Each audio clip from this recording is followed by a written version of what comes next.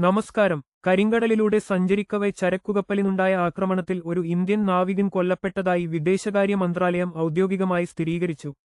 ന്യൂഡൽഹിയിലാണ് ഇതു സംബന്ധിച്ച വിശദാംശങ്ങൾ പുറത്തുവിട്ടത്. ജൂലൈ 18-ന് കരിങ്കടൽ വഴിയുള്ള യാത്രാമധ്യേയാണ് MV ഒമോർഫി എന്ന ചരക്കുകപ്പൽ ആക്രമണത്തിന് ഇരയായത്. ആക്രമണവേളയിൽ റഷ്യൻ സമുദ്രാതിർത്തിക്കുള്ളിലൂടെയായിരുന്നു കപ്പൽ സഞ്ചരിച്ചുകൊണ്ടിരുന്നത്. ആകെ 10 ജീവനക്കാർ ഉണ്ടായിരുന്ന ഈ കപ്പലിൽ 3 ഇന്ത്യക്കാരാണ് ഉണ്ടായിരുന്നത്.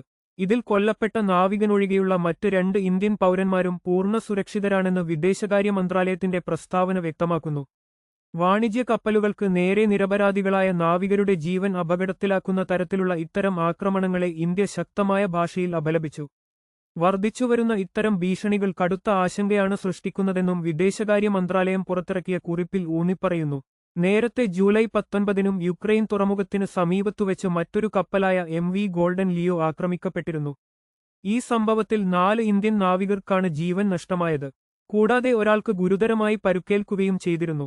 റഷ്യ-യുക്രൈൻ സംഘർഷം കൂടുതൽ രൂക്ഷമായതോടെയാണ് സമുദ്രപാതയിലൂടെയുള്ള കപ്പലുകൾക്ക് നേരെ വ്യാപകമായി ആക്രമണങ്ങൾ കടുക്കുന്നത്.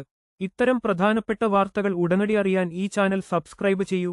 നിങ്ങളുടെ അഭിപ്രായങ്ങൾ താഴെ കമന്റ് ചെയ്യൂ. നന്ദി.